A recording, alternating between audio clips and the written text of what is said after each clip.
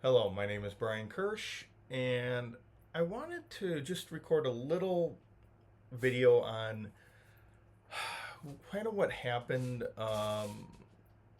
during this CrowdStrike outage.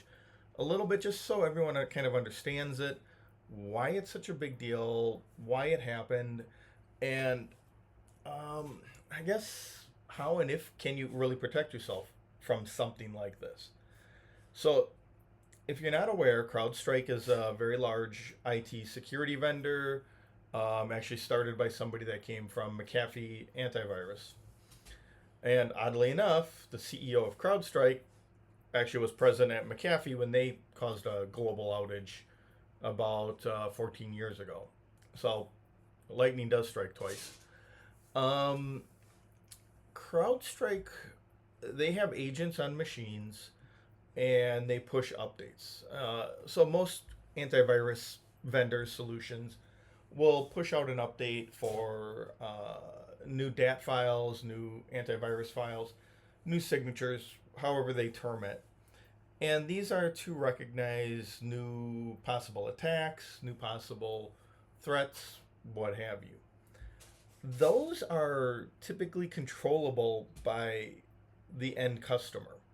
So you could say install my updates after hours or install them after 24 hours. That is normal. That's typically what happens. CrowdStrike does the same thing. However, the update they sent out that caused all of this issue was what's called a kernel level update.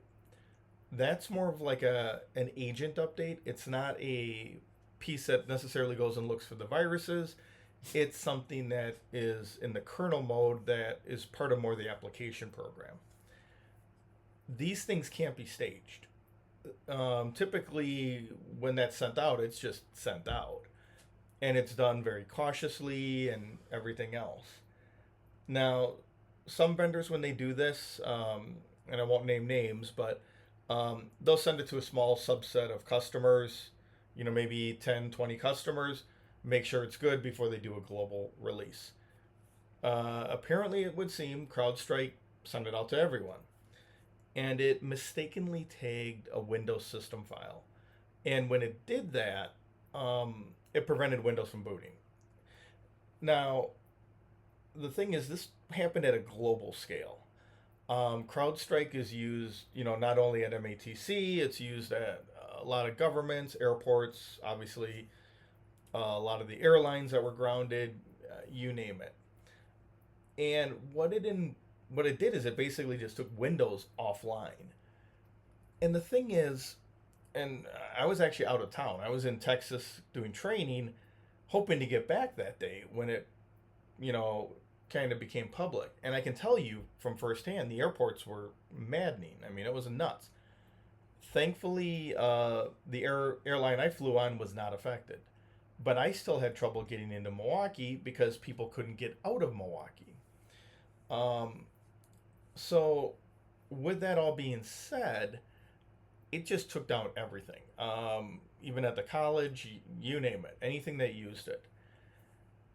And the trick to this is, even though there was a fix relatively soon, even though theoretically you could reboot it enough times that it would get the fix, or you did it manually, a lot of things simply were just offline. And a lot of that's because things are remote. So you look at an airport scanner, um, there's not somebody from that company that's sitting there that's able to fix it. And the people operating the equipment don't have the admin access to do the fix.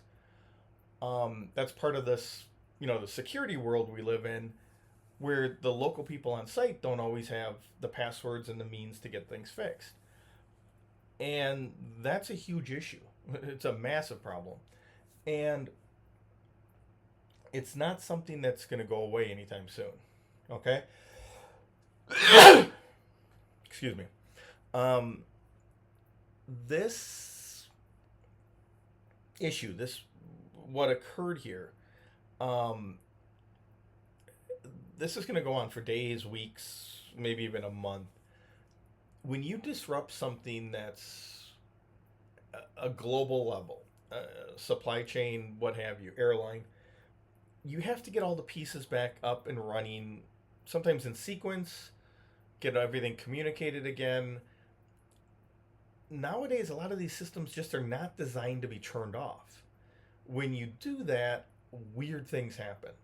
Um, Either data gets backlogged, it takes too long to process, processes fail, and everything kind of goes out the window. That's what you're going to see after an event like this. And this wasn't a Microsoft fault. This was truly a CrowdStrike fault. Um, it's just what it was. They sent out a bad update, and they have to answer to their customers. That won't be pretty, and I'm sure it will not be cheap. It will most likely affect them with their renewals and contracts and everything. Will they lose customers over it? They may. They may not. The attention span is pretty short. So within a month, when everything's back up and running, it should be fine. Now, the only downside is, this costs real money. When you have thousands of flights canceled and just general disruption, that's a hit on the bottom line. Uh, Even vendors that had stuff in the cloud that was rebooting, that cost resources to reboot and all that. That's going to cost you money. It's the price of doing business. Are they going to, I don't want to say, are they going to get away with it? I guess, is there going to be any accountability? Yes and no. Again, it might hurt them a little bit on their contract renewals. They might have to cough up an extra 10% discount or something. But overall, it's probably not going to hurt them too much. Now, I will tell you, you kind of get a one-time out of jail free card. If they did it again within maybe a year or two, I guarantee you would have that would be the end of them, 100%. Um, when McAfee did this 14 years ago, the gentleman that started CrowdStrike, the CEO today, he was their CTO. So he's actually done this twice. He's been involved with a company that's done it twice. That's not looking great for him. That's made the news, and it may cost him his job. I just don't know.